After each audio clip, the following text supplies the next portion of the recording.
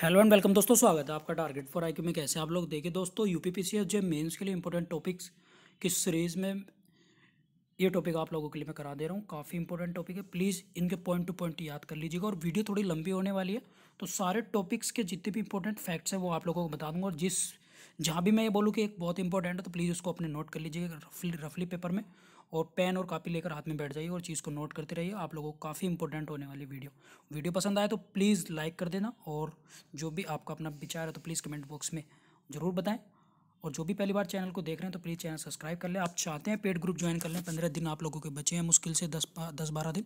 उससे आप लोगों को काफ़ी रिलेवेंट फ़ायदा होने वाला है। इंपॉर्टेंट टॉपिक्स ही मैं उसमें आप लोगों को दे रहा हूँ, तो आप लोगों को काफ़ी फाइन करने की जरूरत नहीं होगी, खाली उन्हें पढ़ के आप ज्वाइन कर सकते हैं। मेरा पेड ग्रुप ज्वाइन करने के लिंक में नंबर जो है वो डिस्क्रिप्शन में दे रखा है। फिर भी 7500110314 पर मुझे व्हाट्सअप कर पेड ग्रुप ज्वाइन कर सकते हैं, ठीक है।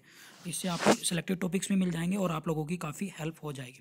तो चलिए, यरूशलेम विवाद के बारे में कुछ इंपॉर्टेंट है, इस पर टिप्पणी लिखने के लिए आप लोगों की आ सकती है। तो दिसंबर 2017 में अमेरिकी राष्ट्रपति डोनाल्ड ट्रंप ने घोषणा की थी, जिसमें उन्होंने यरूशलेम को इसराइल की राजधानी के रूप में मान्यता प्रदान करी थी, ठीक है। तो ये चीज़ आप लोगों के लिए फेल इफेक्ट है। उसके बाद 6 दिसंबर 2017 को व्हाइट हाउस से की गई घोषणा, ट्रंप ने अमेरिकी दूतावास को तेल अवीव से यरूशलेम स्थानांतरित करने की मंजूरी दी थी। जो अमेरिका दूतावास है वो तेल अवीव से कहाँ पर स्थानांतरित करने की दी थी? यरूशलेम से। ये विवाद क्या था, इसके बारे में देख लेते हैं। अमेरिकी राष्ट्रपति की एक तरफा घोषणा के प्रति फिलिस्तीन और अरब जगत, जो अरब कंट्रीज है और साथ में पूरी दुनिया ने विरोध दर्ज किया था, ठीक है। और अमेरिका द्वारा यरूशलेम को इसराइल की राजधानी के रूप में मान्यता प्राप्त करने के विरुद्ध संयुक्त राष्ट्र महासभा में लाए गए प्रस्ताव पर भारी समर्थन प्राप्त करके अंतर्राष्ट्रीय समुदाय ने अमेरिकी फैसले के खिलाफ तीव्र रोष जताया था। ये चीज़ याद रखें। अमेरिकी निर्णय के विरोध में 20 दिसंबर 2017 को प्रस्तुत यह प्रस्ताव यमन एवं तुर्की द्वारा परिवर्तित था। तो ये चीज़ आप लोगों को ध्यान में धरनी है। प्रस्ताव के समर्थन में 128 मत और विरोध में 9 मत पड़े थे, ये भी याद रखें। यानी 9 मत अमेरिका की खिलाफ पड़े, वो सॉरी अमेरिका के समर्थन में, बाकी 128 इसके समर्थन में थे। महासभा द्वारा पारित इस प्रस्ताव को पाठ में कहा गया कि यरूशलेम की स्थिति के संबंध में लिया गया कोई भी निर्णय अमान्य है और इसे रद्द किया जाना चाहिए। जो अमेरिका ने निर्णय लिया था, ठीक है, वो बिल्कुल रद्द है और उसे अमान्य यहाँ पर महासभा द्वारा लिया गया था, ठीक है। तो ये आप लोगों को काफ़ी इंपॉर्टेंट है। चलिए चलते हैं फिर नेक्स्ट टॉपिक में डिस्कस कर लेते हैं। वीडियो आपको पसंद आ रहा है तो प्लीज़ यार लाइक जरूर कर दो।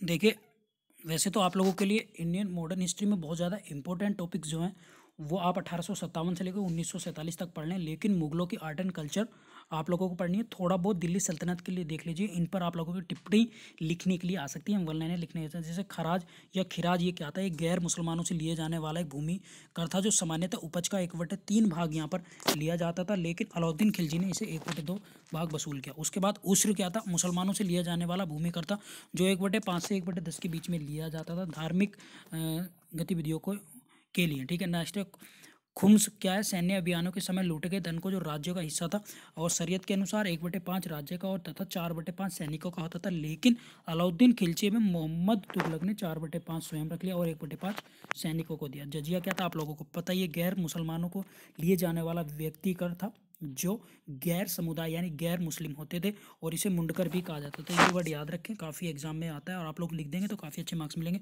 उसके बाद अगर बात करें, स्त्री, बच्चे, वृद्ध, अपंग, ब्राह्मण जजिया कर से मुक्त होते थे। ये चीज़ याद रखें, 4 पॉइंट। स्त्री, बच्चे, वृद्ध, अपंग और ब्राह्मण जो जजिया देता था उसे जिम्मी कहा जाता था, ठीक है। और भारत में सर्वप्रथम मोहम्मद बिन कासिम ने सिंध के हिंदुओं पर जजिया वसूल किया था। उसके बाद अकबर ने इसको समाप्त कर दिया था, वो औरंगजेब ने इसको दोबारा से स्टार्ट कर दिया था।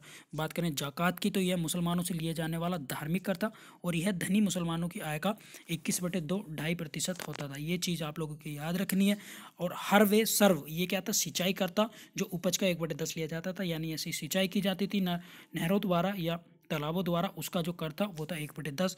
चरी क्या था? ये चारगाह करता, जहाँ पर पशुएं चरते थे, उनका भी यहाँ पर टैक्स लिया जाता था, एक कर लिया जाता था। उसके बाद करें घर, तो घर क्या था? गृह करता। इन दोनों करों को अलाउद्दीन खिलजी ने वसूल किए थे, जो आज हम होम टैक्स देते हैं, ठीक है, हाउस टैक्स देते हैं। उसके बाद करें तरकात, तो तरकात क्या था? यह लावारी संपत्ति की जब्ती से होने वाली आय थी। तो ये चीज़ आप लोगों को याद रखनी है। तरकात क्या था? जो लावारी संपत्ति होती थी उसको जब्त कर लिया जाता था, और राजकीय राजकोष में उसको डाल दिया जाता था, उसको बोलते थे तरकात, ठीक है। तो फ्रेंड्स, बढ़ते फिर नेक्स्ट टॉपिक की तरफ। आई होप आपको बिल्कुल पसंद आ रहा होगा।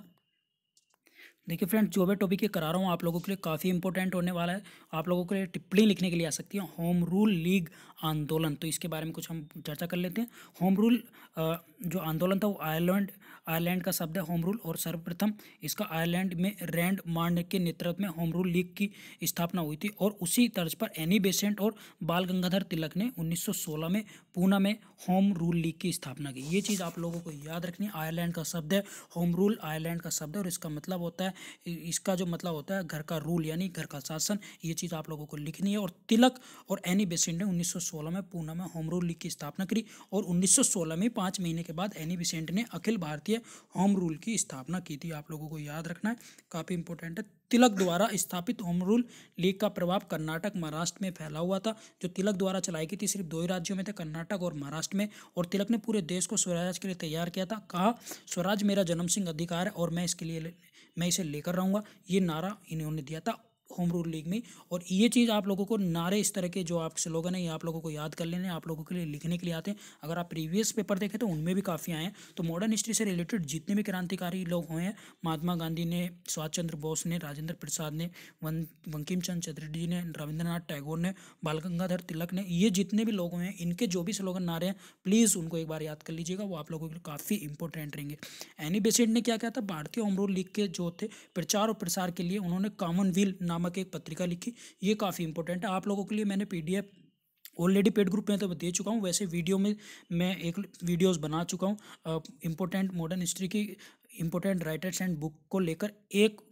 5 नंबर आप लोगों के क्वेश्चंस आएंगे तो वो बहुत ज़रूरी है। तो प्लीज़ ये चीज़ आप नोट कर लीजिएगा और इनको तैयार कर लीजिएगा, क्योंकि ये सारी बुकें आप लोगों के लिए काफ़ी इंपॉर्टेंट है। जैसे हिंदू स्वराज है, माई स्ट्रगल है, ठीक है, ये इंडियंस बार है, इंडियन डिपेंडेंस है, ये सारी बुकें आप लोगों के लिए इंपॉर्टेंट है।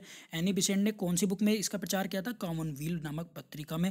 एनी बेसेंट के सहायक सचिव जॉर्ज अरुडेल थे, ठीक है। और होम रूल आंदोलन की जो है सुब्रमण्यम अय्यर को सबसे बड़ा योगदान दिया था उन्होंने। तो ये चीज़ आप लोगों को याद रखनी है, ये काफ़ी इंपॉर्टेंट है। उसके बाद करें मॉन्टेग्यू घोषणा, ये भी आप लोगों के लिए इंपॉर्टेंट है। 20 अगस्त 1917 को आई थी। और क्या थी इस घोषणा के बारे में आप लोगों को क्या लिखना है कि भारतीय सचिव मॉन्टेग्यू द्वारा 20 अगस्त 1917 को ब्रिटेन में कॉमन सभा में एक प्रस्ताव पढ़ा गया, और जिसमें कहा गया था कि ब्रिटिश शासन का लक्ष्य स्वशासित संस्थाओं का विकास करना है। मतलब मॉन्टेग्यू घोषणा में ये कहा गया था कि जो ब्रिटिश शासन है उसका एक ही पर्पज है कि वो है स्वशासित संस्थाओं का विकास करना है। और उसके फलस्वरूप 1918 में मॉन्टेग्यू चेम्सफोर्ड रिपोर्ट प्रकाशित हुई, और नरमपंथी नेताओं ने सुरेंद्रनाथ बैनर्जी के नेतृत्व में रिपोर्ट का स्वागत किया, लेकिन तिलक ने इसे सूर्यविहीन उषाकाल बताया।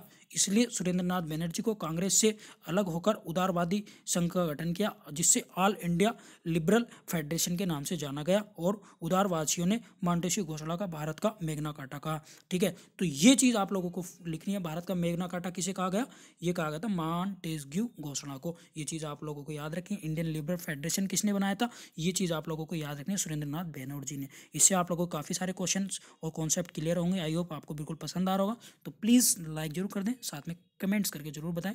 और जो भी लोग पहली बार देख रहे हैं प्लीज़ चैनल सब्सक्राइब कर लें, साथ में बेल आइकन प्रेस कर लें। चलिए चलते हैं फिर नेक्स्ट टॉपिक की तरफ।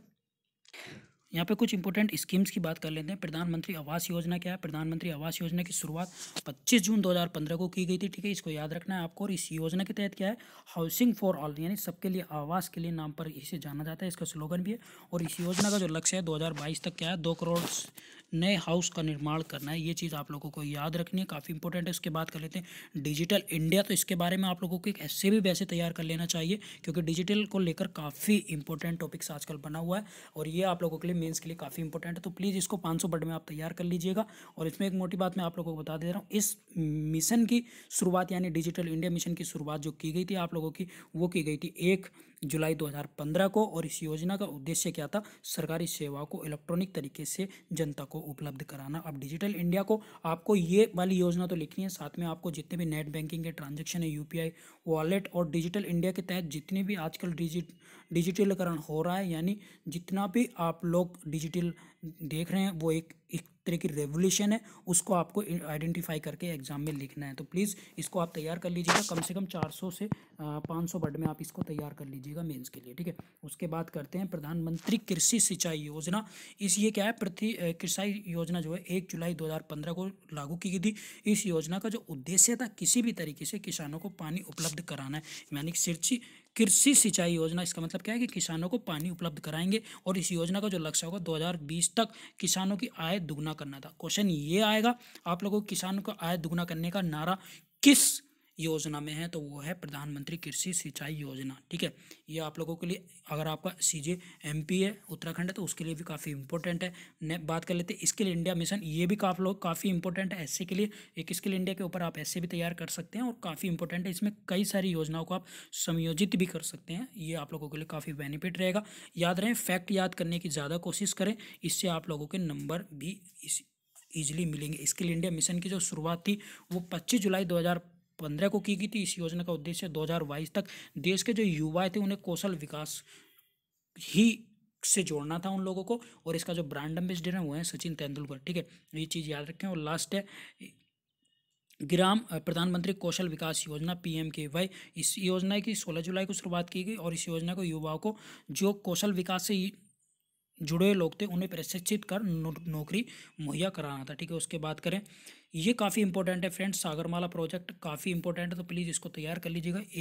31 जुलाई 2015 को की गई थी। 12 बंदरगाहों को विश्व स्तरीय बनाने के लिए 7,000 करोड़ रुपए का बजट रखा गया, और सागरमाला प्रोजेक्ट के तहत सारे बंदरगाहों को एक दूसरे से जोड़ने के लिए तथा साथ उन्हें भारत नेट परियोजना जो उसके तहत जोड़कर इन्हें लिंक करना था बाई रोड। तो ये आप लोगों के लिए काफ़ी इंपॉर्टेंट है। उदय योजना काफ़ी इंपॉर्टेंट है, इसमें क्या उज्ज्वल डिकम एश्योरेंस योजना है। इसके साथ बिजली वितरण कंपनियां जो है डिस्कॉम का एक सुधार किया गया, और इसमें LED बल्बों का बांटना है, यानी इस योजना से जुड़ने वाला जो पहला राज्य है वो है झारखंड, ठीक है। झारखंड में एक योजना का और इस बार मोदी जी ने शुभारंभ किया है, वो है आयुष्मान भारत योजना। बहुत ज़्यादा इंपॉर्टेंट है, रांची में किया गया। 5 लाख रुपए तक का बीमा कवर उसमें दिया जाता है पर ईयर।